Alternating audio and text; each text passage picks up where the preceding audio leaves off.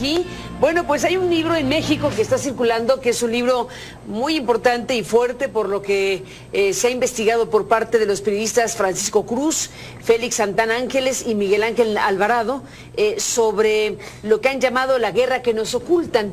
Es un libro que habla de la historia de una de las mayores conspiraciones de violencia y corrupción en el México actual, dice el subtítulo. La guerra que nos ocultan tiene en la contraportada un conjunto de preguntas. ¿Qué hay detrás de la desaparición de 43 estudiantes normalistas en Iguala? ¿Cómo entender la trama de impunidad y represión que involucra a autoridades estatales y federales, a las Fuerzas Armadas, a mineras transnacionales y al crimen organizado en México? ¿Cuál es la guerra que nos está ocultando el gobierno?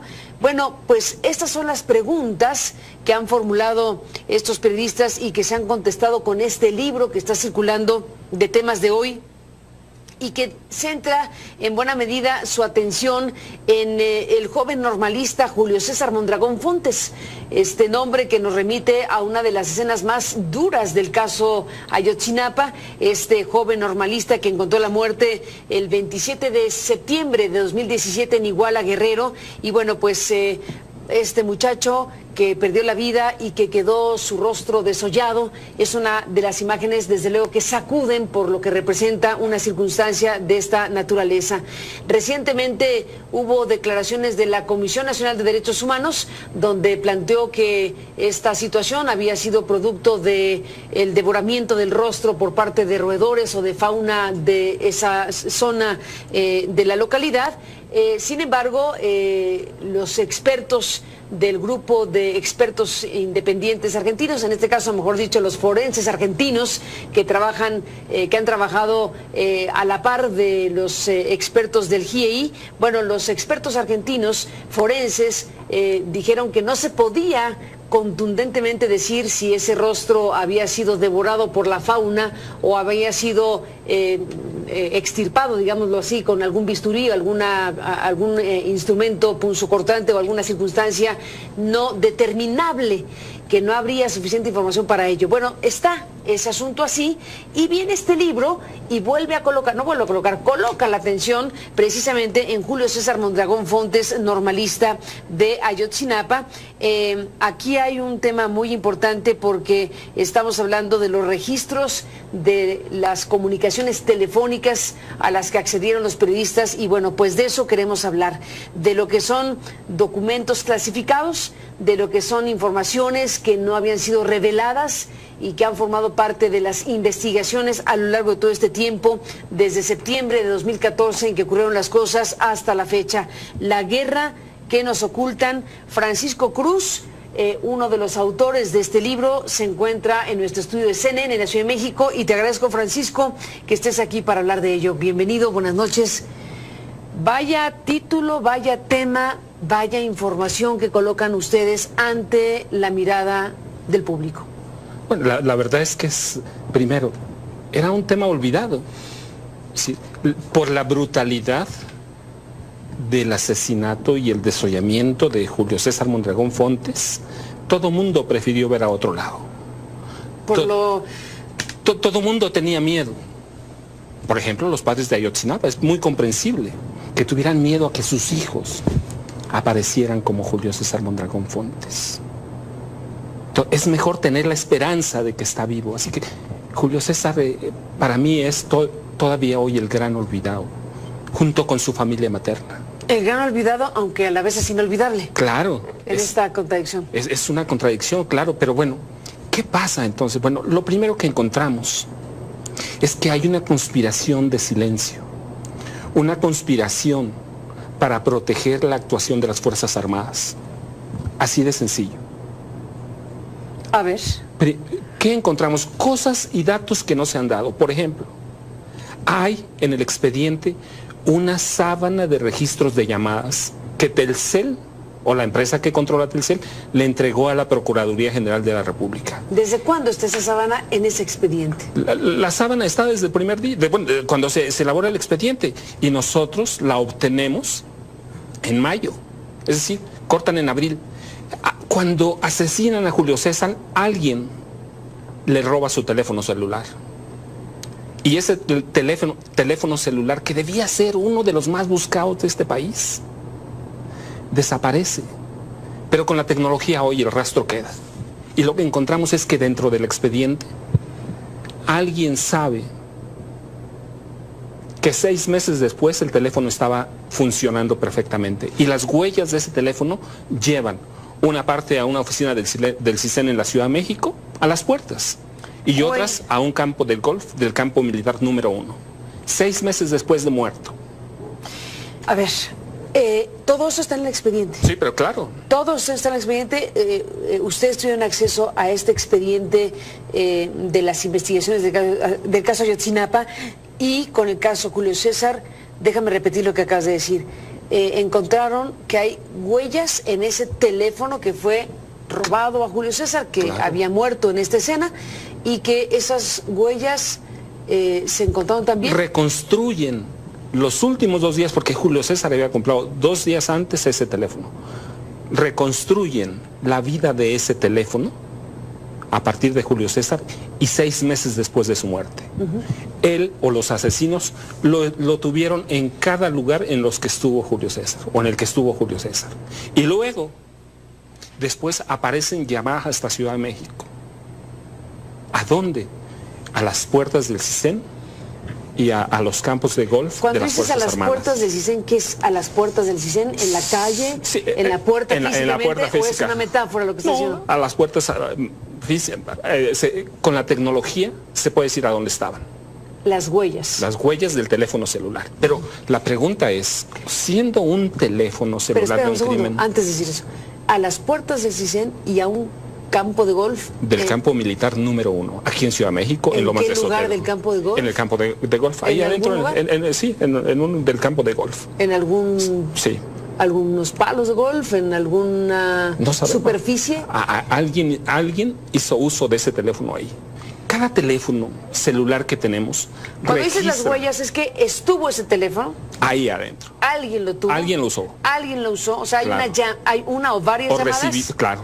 8 llamadas. 8 llamadas. ¿Cuántas en cada lugar? 4 y 4. En realidad lo usaron 30 veces. 30 después veces. De la muerte.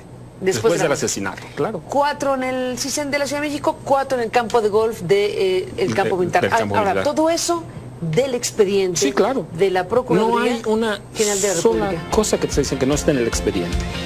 Déjame hacer una pausa, Francisco, porque ya se nos acaba este primer bloque. Regresamos tomando el hilo de nuevo sobre esto que nos estás contando de esta investigación, la guerra que nos ocultan, el caso Ayotzinapa, el caso Julio César Mondragón. Volvemos.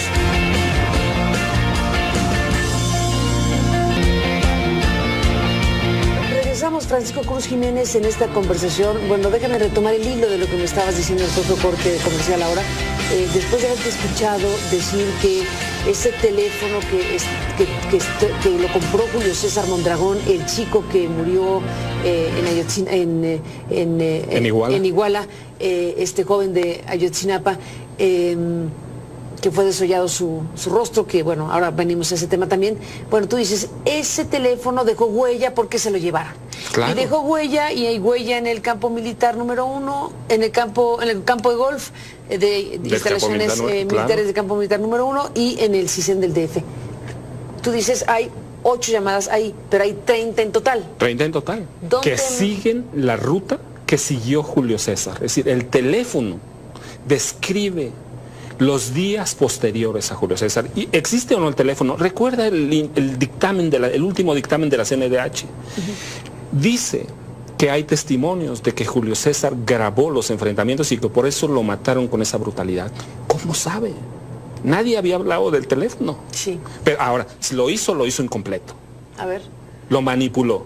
Porque entonces en el expediente la CNDH sabe que ahí están las sábanas de las llamadas telefónicas. A ver, ¿y qué retratan entonces las llamadas telefónicas? Vas con el mapa completo. El mapeo de la ruta que siguió Julio César antes de su muerte. ¿Y por dónde va? Todo Iguala. ¿Todo Iguala? La ruta, los puntos que estuvo en Iguala. ¿Con los demás muchachos? Sí, claro. Con los demás muchachos. Desde donde llamaron. Ahí van. ¿Qué hacen? Reciben llamadas. ¿Qué están haciendo? Yo digo que están espiando. Los primeros días estaban espiando, porque nadie sabía del teléfono, hasta hoy. Hasta el día que dijo la CNDH, nadie sabía del teléfono. ¿Quién estaba espiando a quién? El que se lo robó. O sea, se lo llevó para hacer llamadas a los otros O compañeros. para recibir. Sí. O para recibir. Claro, claro, eso es inconfundible. Cada teléfono celular tiene una huella digital internacional. Y esa fue la ruta que reconstruimos Félix, Miguel y yo. En la ruta previa al asesinato brutal de Julio César Mondragón, el recorrido fue en Iguala. En Iguala. ¿De dónde a dónde tienes el registro? No, todos los puntos en los que él se estuvo moviendo hasta el momento que lo capturan. ¿Sí? Que le roban el teléfono. Recuerda que estuvieron en Iguala dando vueltas, paseando. Ahora, pero también te aclaro otra cosa. En realidad, no los estaban siguiendo. En cada punto que estaban, los estaban esperando. Había un operativo, y ahora lo podemos decir, había un operativo de contrainsurgencia. Nunca los siguieron. Los fueron llevando, los fueron a correr. Fue una cacería. Entonces, cada punto en el que llamó Julio César a su esposa tiene un registro, y ese registro fue el que recorrimos, y ese registro fue el que recorrió la sábana de llamadas hasta terminar en la Ciudad de México. Eso cambia en buena medida las hipótesis diversas. Tú estás diciendo contrainsurgencia. ¿Quiere decir que los insurgentes serían los jóvenes estudiantes? Pero claro. Y según tu tesis o tu hipótesis, esos chicos, ¿qué estaban haciendo ahí? No, mira, es decir, ¿qué pasó? Es que saliéndose de contexto, estudiantes. Todos eran estudiantes. Eran estudiantes, entonces, ¿por qué le llamas contrainsurgencia? No, ¿por qué? Porque el operativo sí fue de contrainsurgencia. Pero entonces ese es el tema. Sí, claro. Un operativo de contrainsurgencia contra unos estudiantes. Contra unos estudiantes. ¿O estás diciendo que los estudiantes eran...? No, claro que no. Entonces, estoy diciendo que eran estudiantes. Lo que estoy diciendo que la normal de Ayotzinapa, la normal rural de Isidro Burgos, se había convertido en un foco peligroso para el gobierno, en un foco peligroso para la industria minera, ¿sí? Había registros de que un año anterior, al 26 de septiembre, transnacional, claro, había registros de que Ayotzinapa, de nueva cuenta, como ha sido históricamente, se había convertido en un centro de reunión para de todos los movimientos y líderes sociales que están enojados con el régimen. Hay un enojo social grande porque las cosas no funcionan, y Guerrero es una entidad muy pobre, llena de dinero, porque encontramos, bueno, que además se había convertido en un centro de reunión. Pero cosa que es histórica. Es histórico. Es una universidad... pero también había reunido a líderes antimineros. Escuela rural, perdón. Sí, escuela rural. Escuela rural Isidro Burgos, un lugar de reunión, un lugar de... pero de grupos que estaban enojados. De grupos sociales. Grupos sociales. Contra las mineras, contra el gobierno, la explotación. Claro. Muy bien. Sí, claro. ¿Por qué? Pero eso no significa que eran grupos guerrilleros. No, pero absolutamente Pero el gobierno hace operativos como si fueran guerrilleros, claro, de contrainsurgencia. La naturaleza del movimiento, la naturaleza de la operación... Es de contrainsurgencia, claro. ¿Por qué? Mira, lo que encontramos es que un año antes, en los alrededores de Ayotzinapa, se había descubierto uno de los mayores yacimientos de oro de este país. Pero después encontramos con registros del gobierno en los alrededores, todos los alrededores de Guerrero. Encontramos que no solo hay oro, también hay titanio y hay uranio, en una franja que va de Guerrero a Oaxaca y a Chiapas. Y encontramos que en muchos lugares los grupos del crimen organizado trabajan para proteger a las mineras. Así que se habían vuelto en un problema, ¿sí? En todos los lugares que hay mineras hay muertes. Eso fue lo que encontramos, con registros del gobierno federal, con mapas que muestran a dónde están los yacimientos de titanio, a dónde están los yacimientos de uranio, que nadie conoce, pero que además también por el agua, porque necesitan mucha agua. Un exfuncionario de gobierno nos dijo, por ejemplo, que las mineras transnacionales se habían vuelto tan mañosas que, por ejemplo, sacan el oro a refinar con otros metales y regresan el oro, pero no regresan el uranio ni regresan el titanio. Y ese cinturón de oro se extiende hasta Tlatlaya, en el Estado de México. Así que los estudiantes, los líderes sociales que estaban ahí se habían convertido en un peligro para el desarrollo minero de... A ver, los chicos tomaron camiones, porque iban a ir a la marcha del 2 de octubre en la Ciudad de México y entonces tomaron sus camiones y su ruta era hacia allá. Sí. ¿Qué sucedió? Que ya estaban cansados de los estudiantes, que ya los estaban siguiendo. Sí, ya estaban sobre ellos. Y ese día... No fue algo que se salió de control, no fue algo pero nunca se les salió de control. Los fueron guiando. ¿Te recuerdas? ¿De dónde? El último informe del GIEI aclara que los encapuchados que participaban en el operativo recibían órdenes de radio o telefónicas de un personaje conocido con el nombre clave de Caminante. ¿Sí? Yo solo especulo esto sí, porque esto no lo puedo probar. ¿Sí? Caminante es la línea de autobuses más importante del Estado de México, la tierra de Enrique Peña Nieto. Y Julio César Mondragón Fontes se había convertido en un problema para el gobierno. No era un en particular. Sí, pero claro. ¿Por qué él en particular? No era un normalista nuevo. Tenía un mes en Ayotzinapa, pero había pasado por la normal de Tirapitío en Michoacán y por Tenería en el Estado de México. Y lo habían corrido porque había denunciado arreglos de los estudiantes con el gobierno. Y había caído en Ayotzinapa. Y tenía un plan trazado, porque solo tenía un plan trazado para ser líder de la Federación de Estudiantes Socialistas de México. Pero además era un mexiquense levantándose contra otro mexiquense, protestando. Hay cartas que vimos que se estaba sumando a los movimientos por la liberación entonces de la comandanta Nestora Salgado. O sea, un joven rebelde con un plan definido. Un joven que tenía ideales, que quería hacer algo y que estaba enojado también por la situación de este país. Déjame hacer una pausa, Francisco, porque bueno, está el tema de lo que sucedió con su rostro, que hay una controversia, incluso científica, sobre el tema. Después de la pausa, ustedes abordan también esa parte de la historia. Volvemos. Francisco, gracias por estar aquí en este programa. Cerremos este programa con la mejor manera que tengas para describir los hallazgos principales y los ejes de esta historia que llamas la guerra que nos oculta. Bueno, mira, lo primero es que por primera vez se documenta que el ejército sí tuvo algo que ver, con nombres y apellidos. Ellos estaban a cargo del Centro de Comando, Comunicación e Inteligencia, el C4. ¿Sí? Con declaraciones de ellos.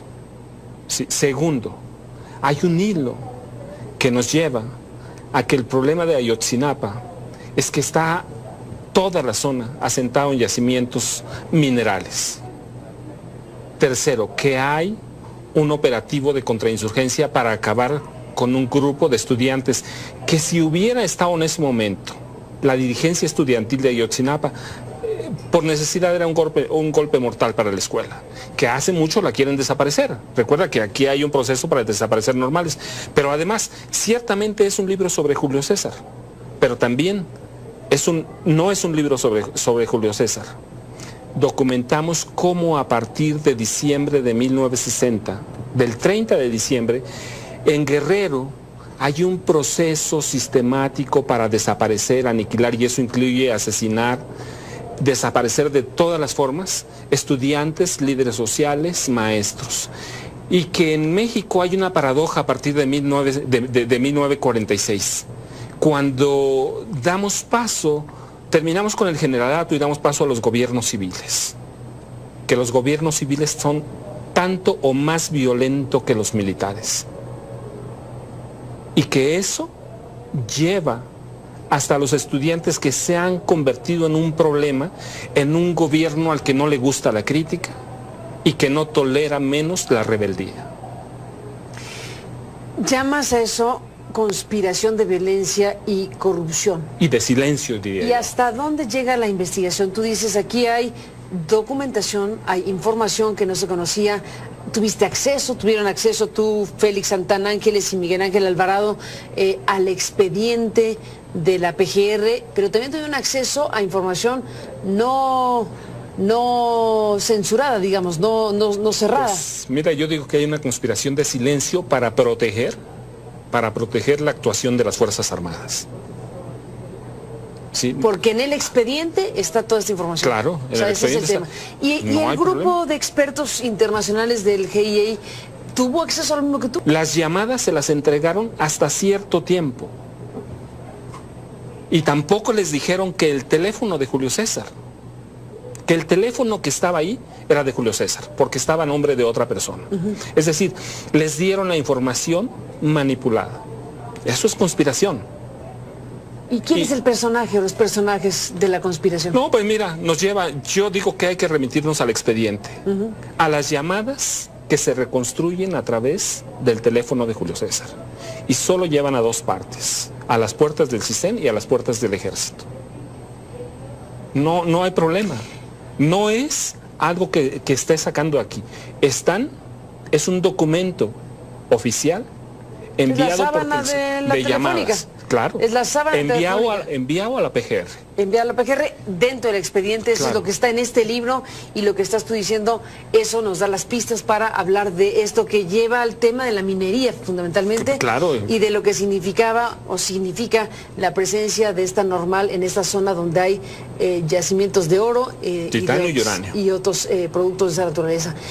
Cerremos, Francisco, con este otro tema que es tremendo y brutal, que es ¿qué pasó con Julio César? ¿Qué pasó con su rostro? Hay una polémica abierta sobre el tema porque la CNDH se pronunció de cierta manera. El GIEI dijo, bueno, no se puede afirmar que fue comido el rostro o fue la CNDH tiene una investigación incompleta. Porque seguramente desliza algunas cosas. Dice que Julio César seguramente fue asesinado de esa forma brutal porque grabó los ataques a los normalistas, que hay declaraciones. Si basó su dictamen solo en declaraciones, está muy mal hecho. Segundo, la CNDH pudo resolver algo que ni siquiera pudo resolver la PGR, que tiene muchos más recursos. Por lo tanto, la procuradora debía estar en la calle. Pero si la CNDH ocultó información y conoce la sábana de llamadas, que seguro la conoce, pues también nos está entregando información incompleta y está manipulando. Y yo digo que hay una conspiración por eso. O sea, no porque yo lo diga, sino porque los documentos lo muestran. Para proteger fundamentalmente la actuación de las Fuerzas Armadas de este país. Ese es el tema. Hay un proceso histórico para proteger a las Fuerzas Armadas. Puedes culpar a las policías, puedes culpar a todo mundo, pero las Fuerzas Armadas son intocables en este país. Ahí está esto que es parte de uno de los grandes expedientes abiertos en México. Gracias, Francisco Cruz, por estar aquí para contar la guerra que nos ocultan y estaremos en contacto.